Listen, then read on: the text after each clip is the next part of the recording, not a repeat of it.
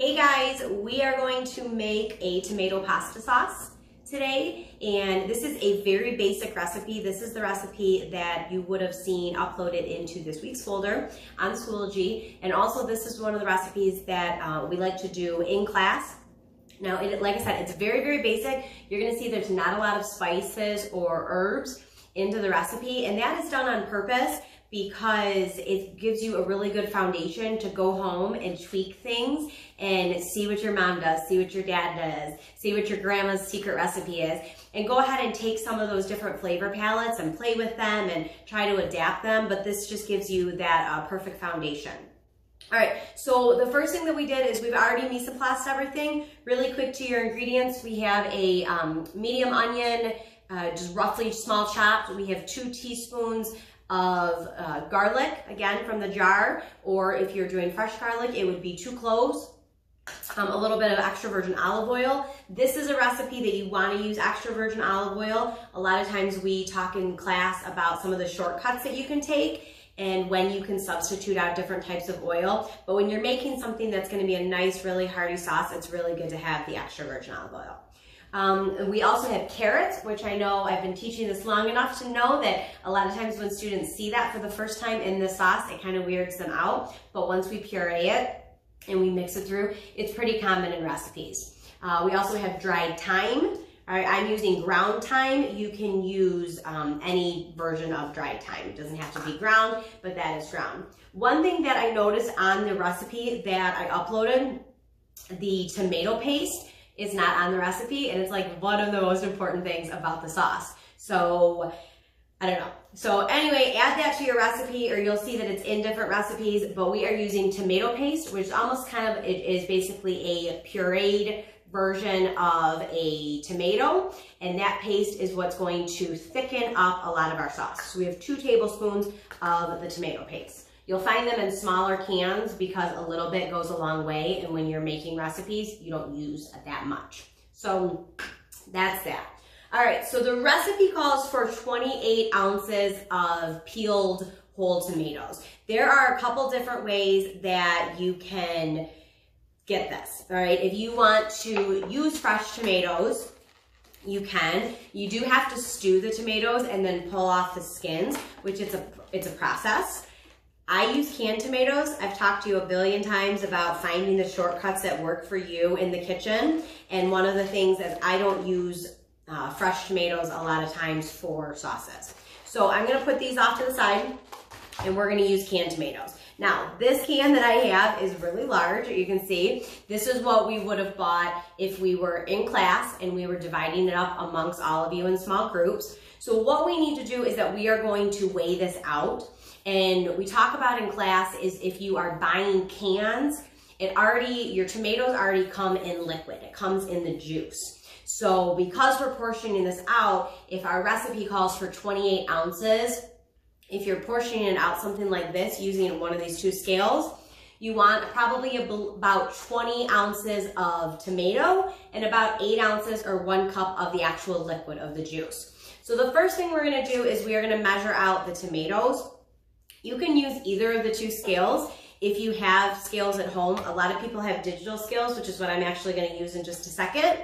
And then, or you can use the portion scales like we use at school. Actually, I'm going to use the portion scale.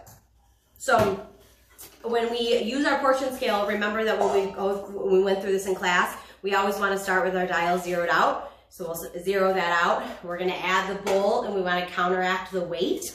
So we are now going to zero out the tally again. And now on this scale, we're just gonna follow along until it gets right to 28 ounces, right? So again, when we're pulling out the tomatoes, we're just gonna pull out the tomatoes right now, and we will mise en place the juice separately. So you'll see as you are watching along, or if you were able to watch along, that as you watch the dial, it just tallies right up. So I'm at just about a pound, which is 16 ounces, if you remember from our math section. So I'm going to keep adding here. And again, we want to get to 28. If 1 whole tomato doesn't make it perfect and you're a little bit over or you're a little bit under, not a big deal, because we're going to add the juice in and it'll all balance out. So I'm just over 28 ounces. I'm actually at 29.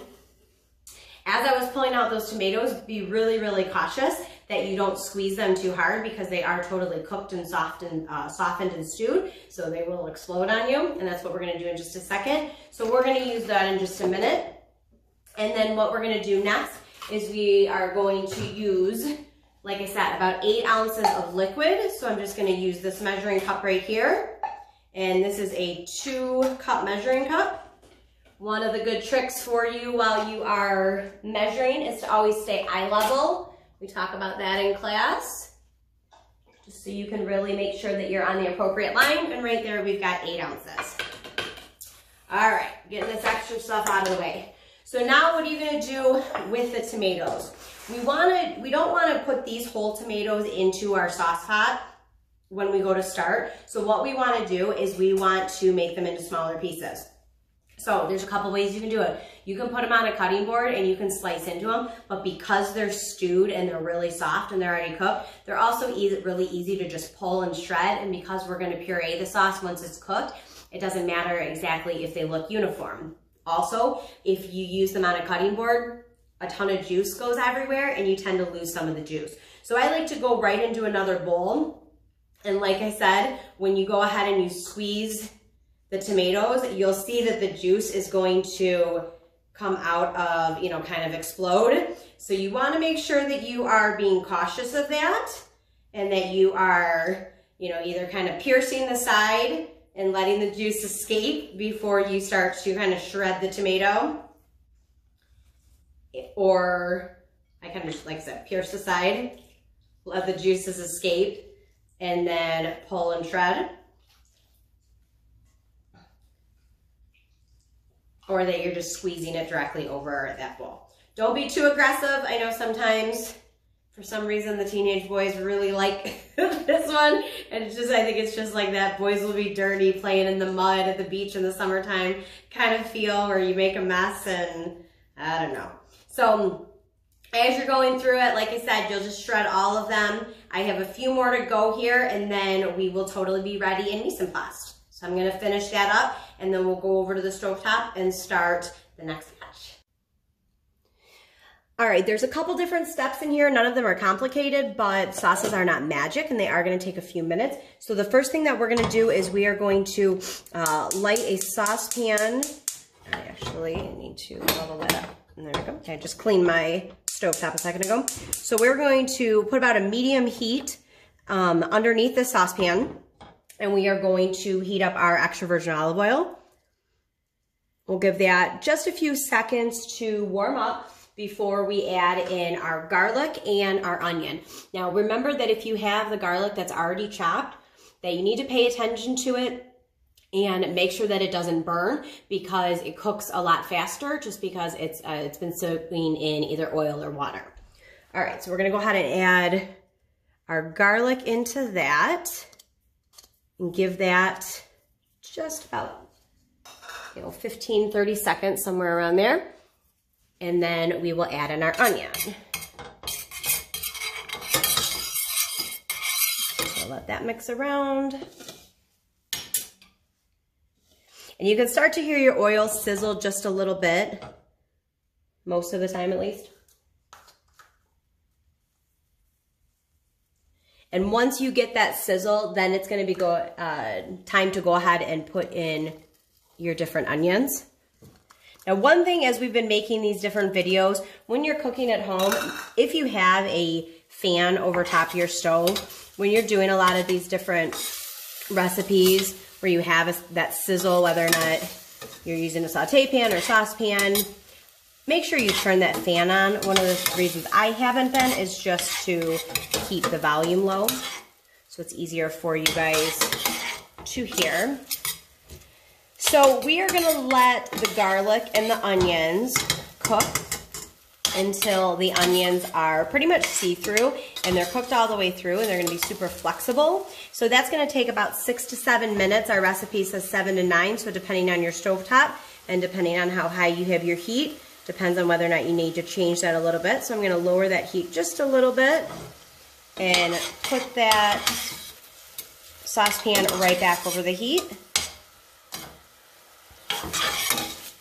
And constantly move your onions around. You don't have to stand there and stir it straight for 7 minutes, but you do want to make sure that it's not getting stuck to the bottom of the pan. So let that cook for about 7 minutes. We are going to move on to the next step here, and this is where we are going to add in our dried thyme, or excuse me, ground thyme. And it's really important that you make sure that you stir in that thyme into all of that liquid, otherwise it may tend to scorch the bottom of the pan. So you want to basically dirty up your onions and your garlic. And during that first step, if you let the garlic cook, you'll start to really have an awesome smell. All right, and then we're gonna put in the carrots at this point. And just like the onions, we want these to be cooked nice and soft. So now there's not a lot of liquid in this pan anymore. So what we're gonna do is we're gonna go ahead and turn that heat down just a little bit. And again, constantly stir.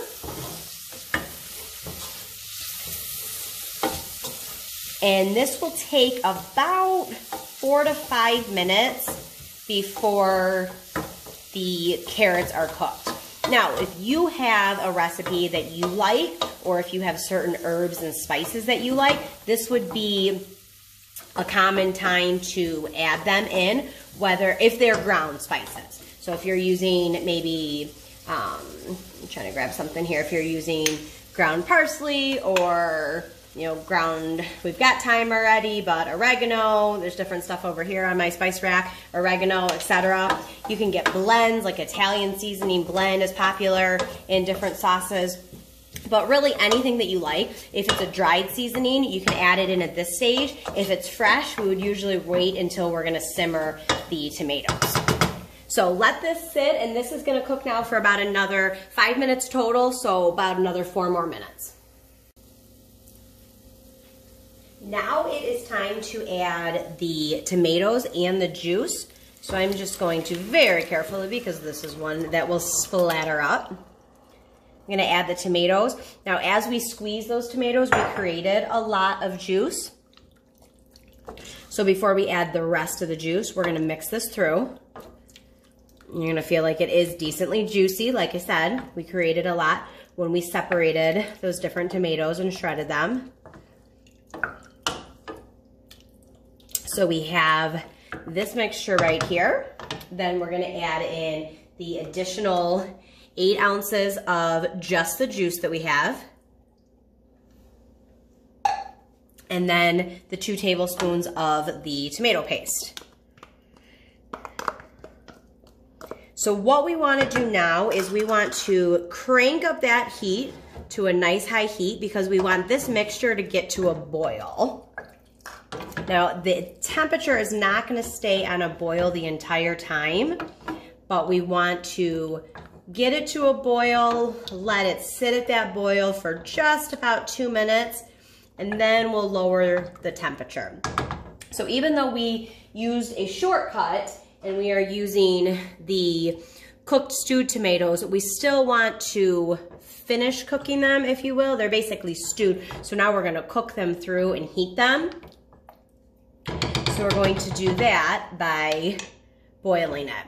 So once again, high temperature, get your sauce up to a boil. Once it gets to that boil, put your pan lid right on top of it, and then you can lower your heat. Once you've lowered your heat, you're gonna want to lower it to about a simmer, which you're not gonna see any of those rapid boils anymore in the actual sauce. Keep that pan lid on. Let it simmer for about 20 minutes, stirring it every couple minutes. Our sauce has been simmering now for about 20 minutes. And again, you want to make sure that you have a lot of heat coming out, but you don't have any of those rapid boils. So we want to give it a nice good stir before we transfer it over into the stand mixer when we turn it onto our smooth setting or puree it. So we'll move this off of our heat, turn our heat all the way off. Now, just before we puree all of this, you can use a food processor if you want to smooth everything out. You can use a stand blender like we've used before in some of the other videos and in class. With the sauce, there are some people that like a really hearty sauce and kind of that chunky sauce, depending on what style of sauce. It's more common to see really chunky and hearty. So some people may actually leave their sauce just in this true form right here, or maybe only take half of it out and puree it and then smooth it through. And that is just also something that you'll decide through preference. So what I'm gonna do is I'm gonna take this over to the stand mixer. I'm gonna divide this into 2 batches. I'm going to show you how to puree the first half and then mix it through and give you a visualization of what that looks like with the half pureed. And then we'll puree the second batch or puree it all together and have a totally smooth sauce. So let's go ahead and move over to our stand mixer. So we have transferred about half of our sauce, if you take a look in here, just under half of our sauce into our stand mixer. I'm gonna add just a little bit more. Now our cutting board under here is just to make sure that our hot pan doesn't go directly onto the countertop. And the first thing that we're gonna do is we're only gonna puree half of the batch. We'll mix it in. You can see what the style looks like. And then we'll puree the whole batch to make the whole smooth. So always make sure that you put your lid on and make sure it's tight before you plug in your food processor or your blenders, because the tomato sauce will make a giant, giant mess. So we are ready to go ahead and we're gonna go to a puree setting. Let me make sure my lid is on here. And we should be good to go.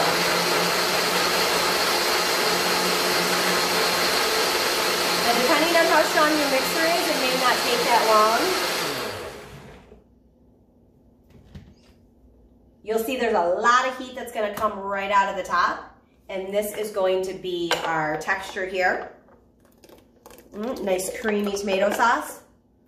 This particular recipe, like I said, I'm going to mix it back in here, it has a little bit more of an orange look than a full red look.